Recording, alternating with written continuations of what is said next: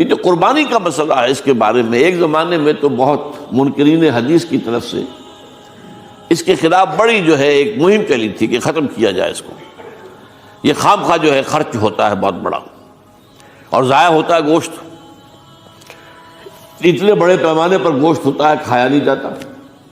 اچھا ایک زمانے میں فریج بھی نہیں تھے، یہ بھی نہیں کہ آپ محفوظ کر دیں، گوشت ضائع بھی ہو سکتا تھا، اور بھی چیزیں جو ہے وہ گوشت کی وہ صحیح طور سے استعمال نہیں ہوتی تھی۔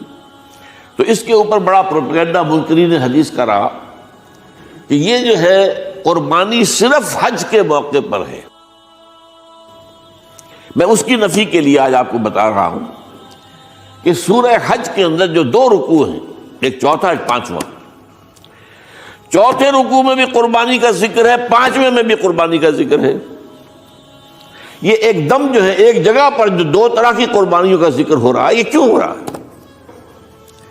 چوتھے رکوع میں وہ مناسک حج کے ساتھ اس کا ذکر ہے، وہاں جو فرمایا گیا لِيَشْهَدُوا مَنَافِعَ لَهُمْ وَيَذْكُرُوا اسْمَ اللَّهِ عَلَىٰ مَا رَزَقَهُم مِّن بَهِيمَةِ الْأَنْعَامِ فِي أَيَّامٍ مَّعْلُومَاتٍ عَلَىٰ مَا رَزَقَهُم مِّن بَهِيمَةِ الْأَنْعَامِ فَكُلُوا مِنْهَا وَأَطْعِمُوا الْبَائِسَ الْفَقِيرَ، وہاں پہ قربانیاں دو، پھر اللہ کا نام لو ان جانوروں پر جو اللہ نے تمہیں عطا کیے ہیں، اور جو معین دنوں کے اندر دو، فی ایام معلومات، اور پھر اس میں سے خود بھی کھاؤ، اور جو ہے جو جیسے صدقہ کا گوشت ہوتا ہے وہ نہیں ہے، وہ قربانی کا گوشت ہے، اس میں سے آپ خود بھی کھائیں اور غرباء کو کھلائیں، غریبوں کو دیں، مساکین کو دیں۔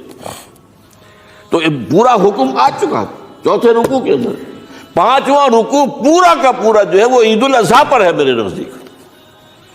یہی حکمت صوم کے بارے میں ہے کہ وہاں جب ایک حکم تکرار کر کے آیا کہ پہلے فرما دیا گیا فَمَنْ كَانَ مِنْكُمْ مَرِيضًا أَوْ عَلَىٰ سَفَرٍ فَعِدَّةٌ مِّنْ أَيَّامٍ أُخَرَ، اگر بیمار ہو کوئی اور یہ یا کہ سفر پر ہو تو تعداد دوسرے دنوں میں پوری کرے۔ پھر کیا وجہ دوبارہ آ رہا ہے؟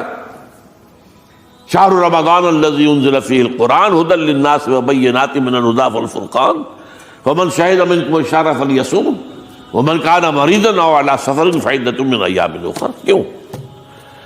یہ تو ادبی اعتبار سے یہ کلام کا عیب شمار ہوتا، تکرار بلا کسی سبب کے، نہیں سبب کے بغیر نہیں ہے۔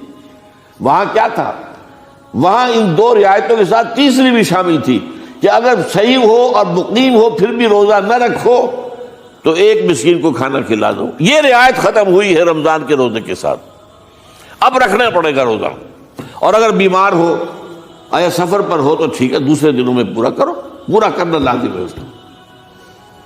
تو یہ چیز جو ہے یہ در حقیقت کسی وجہ سے ہوتی ہے۔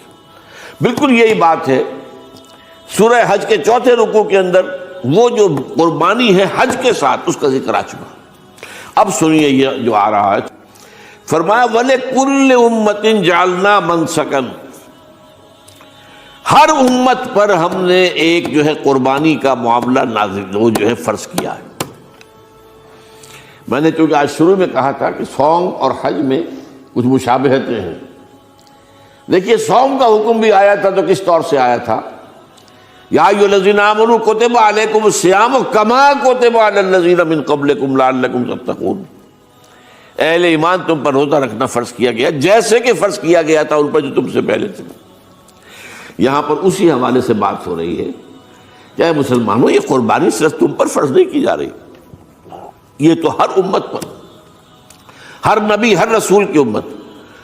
وَلِكُلِّ أُمَّةٍ جَعَلْنَا مَنْسَكًا لِيَذْكُرُوا اسْمَ اللَّهِ عَلَيْهَا، تاکہ وہ نام لیں اللہ کا، عَلَىٰ مَا رَزَقَهُم مِّن بَهِیمَةِ الْأَنْعَامِ، جو کچھ اللہ تعالیٰ نے انہیں رزق دیا ہے۔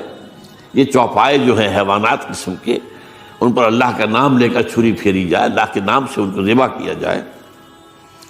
فَإِلَٰهُكُمْ إِلَٰهٌ وَاحِدٌ فَلَهُ أَسْلِمُوا، تو یہ جان لو کہ اس قربانی کی اصل روح کیا ہے؟ وہ یہ ہے کہ اللہ تمہارا ایک الہ ہے، اسی کے سامنے تمہیں سر جھکانا ہے۔ یہ روح تقویٰ اگر نہیں ہوگی تو یہ قربانی بے معنی ہو جائے گی۔